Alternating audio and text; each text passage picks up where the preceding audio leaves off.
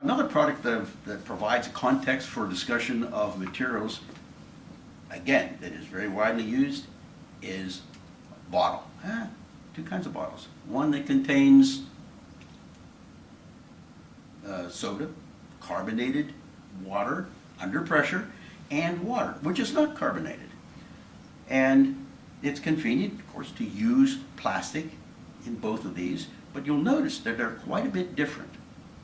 They're basically the same material. Plastic is plastic. No, plastics are not plastics. There are all kinds of plastics. And in material science, they're called polymers. Why polymers? Because poly means many. Mer is a little building, a molecule, a building molecule. And in this case, it's polyethylene. Ethylene is, if you think of it as a molecule, it's C2H4.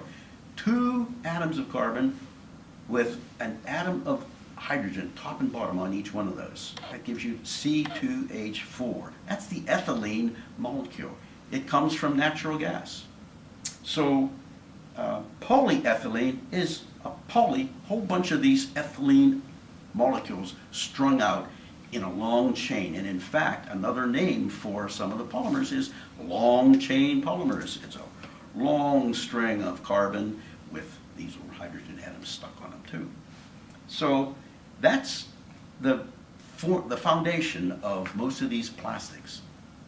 There are a whole variety of them, of course: polypropylene, polyethylene, high density polyethylene, polyvinyl chloride. Notice the poly in front of each of them, many units, many mers, and the mer is the basic building molecule, building block molecule. Okay, so we have two different examples here, though. We're going to pop this one, and when we do, I don't know if you can hear that, you can hear, again, the pressure escaping. Just as we did in the can, as you release the pressure, you can hear the gas coming out. And because of that, we have to recognize that even though these are pretty much the same kind of material, this one is a lot thicker than this one.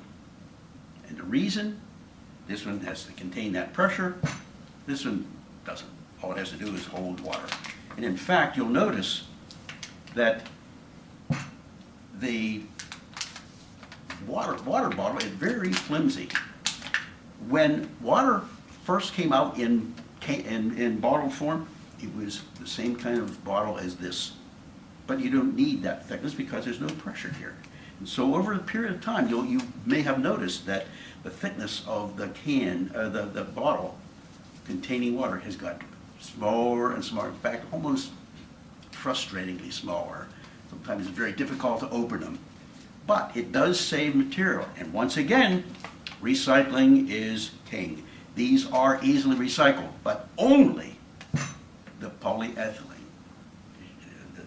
When the cap is not polyethylene, it's generally polypropylene, because it has to have separate, different properties, basically for formability. The cap has very small threads on it, and forming those threads is not easy. Polypropylene works better than the polyethylene for that case. So unfortunately, you're going to take this off before recycling. If not, this contaminates the polyethylene from which the bulk of the bottle is made. So again, we're talking about a different material in this case than the metals. It's a polymer, and it is, in this case, for two different applications, changed only in thickness, which is nice. We can recycle all of them in one batch, but we have to make sure we don't contaminate it with the caps. I think it's important to recognize also that containers themselves are actually a product. We think of products as, you know, our cell phone or the seat we're sitting on or whatever, but containers themselves are a really important example of a product. And in this case, really important because they not only have to function, but they have to be recycled somehow. done away with in a way that is compatible with our continued existence. And we all are aware, I'm sure, of the problems that plastics themselves are generating. And so understanding where they come from and how to deal with these plastics is an important issue that you can convey into a lesson that draws right onto lessons in sustainability that I'm sure many of the students have covered and been involved with.